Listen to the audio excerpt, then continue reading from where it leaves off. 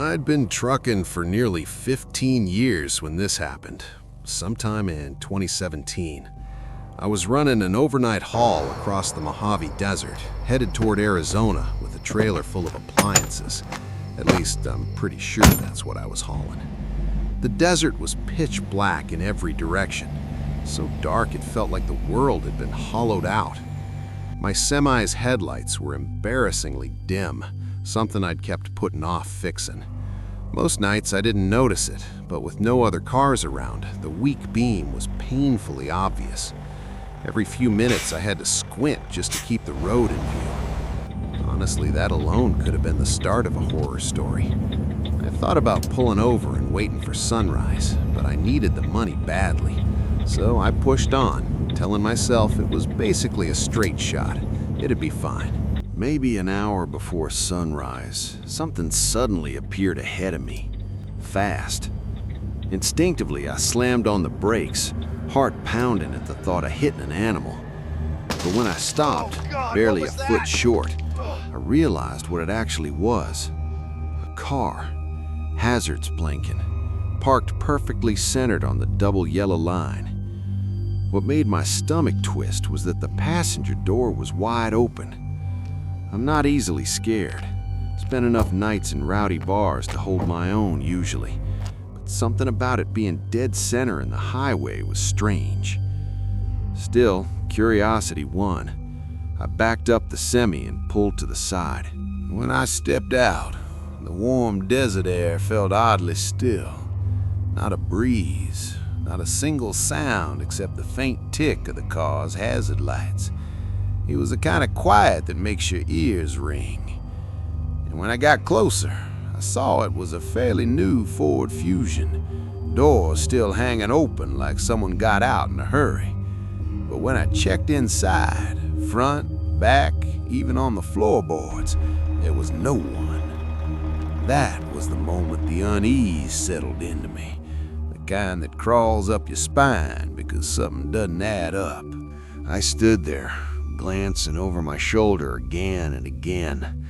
The darkness around me felt thick, like anything could be lurking just beyond my truck's weak headlights. I tried convincing myself there had to be a normal explanation.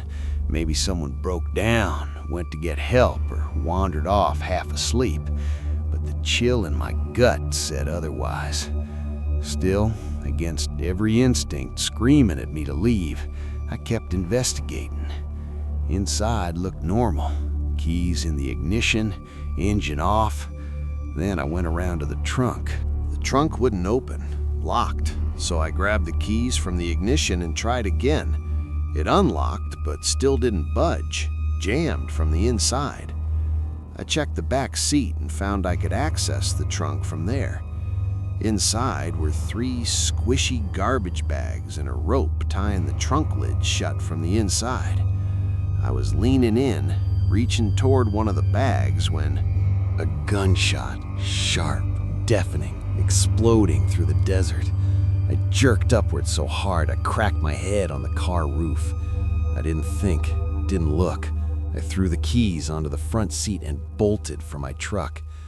As I was climbing in, a voice, raspy, angry, shouted somewhere in the darkness, getting closer. The engine stalled once before turning over, and that's when I finally saw him. Standing at the open trunk was a short, broad guy with messy red hair, overalls, high boots, a small shovel in one hand and an old hunting rifle in the other.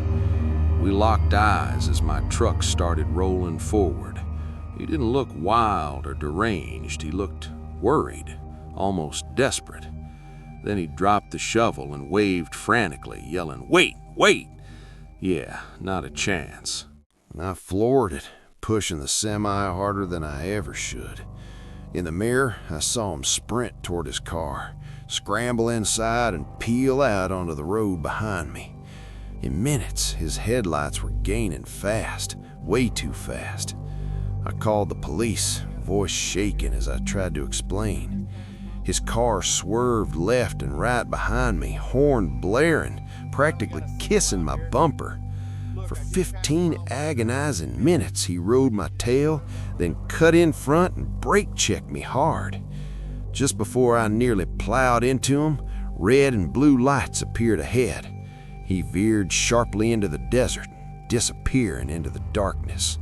The officer who arrived didn't chase him, didn't even try. Just took a report while I stood there shaking with adrenaline and anger.